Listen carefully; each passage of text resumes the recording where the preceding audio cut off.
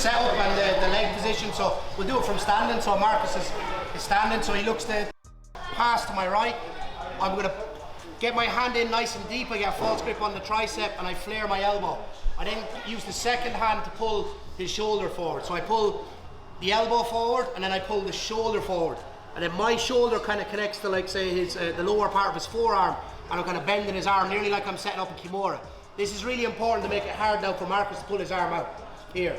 Again, if Marcus is trying to pressure it forward with his hips, I just keep him pushed away with my right foot. If I have space and his head is kind of away from me, it's going to be easier for me to throw this leg over. If Marcus is kind of pressuring me, I then just get the knee inside, push the head away, and then I lock up my legs for the Choi Bar. So again, Marcus is trying to pass, he's posting on my knee, we're framing, we go bicep, elbow, false grip, flare your own elbow, grab the shoulder, and I turn the shoulder and elbow inwards. My shoulder connects to his forearm and I'm kind of bending his arm like we're setting up a Kimura. So if there's space between Marcus's head and my head, we throw the leg over. If he's pressuring, use your frame, get your knee into position, and we push. The next little drill that we're going to do, instead of, like say, just jump into the finish, is just seeing how long we can control in this position. So if I have good knee position here, if Marcus tries to push forward, this should be very hard. Marcus tries to pull his arm out, this is hard. If he tries to bring his head away or even close to me, this is hard. So the more control I have, the easier it's going to be for me to get my leg into position. All right, so 3, 2, 1. We talked about the entry and we talked about the control. Now we'll talk about the finish and then the follow-up attack. So again, Marcus is looking for, like say, outside passing, hand is on the knee. I'm framing, I keep my left frame to kind of keep his shoulders away from me. This is really important when we get this underhook. You can go straight to a gable grip if you want, so that's another option.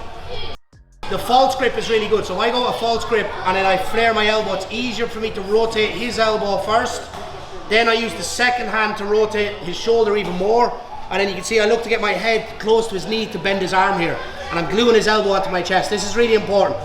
Your foot can be on his knee, on his thigh, on his hip, just kind of put it wherever feels comfortable that keeps his hips away from yours.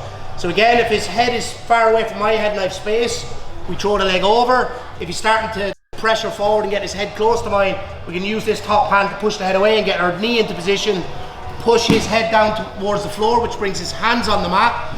I then move my head away to create space. I put the second foot inside, I kick the top leg through, so that's my right leg. That's a really important detail now to start making this tight.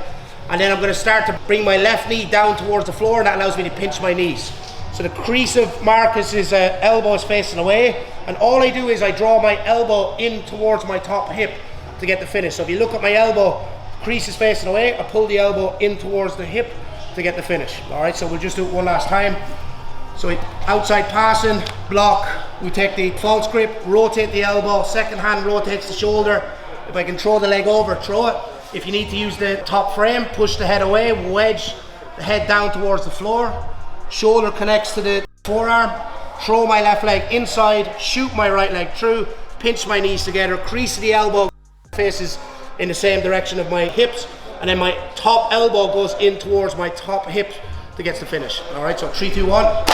Marcus is like framing on my knee, using my top frame, punching a deep underhook, using a false grip to turn the elbow and the shoulder. I bring my left leg inside, I go to set up the Choi Bar. Marcus, like, if he tries to go to, if you circle to the right, Marcus, it's going to be very hard and I'll get the finish.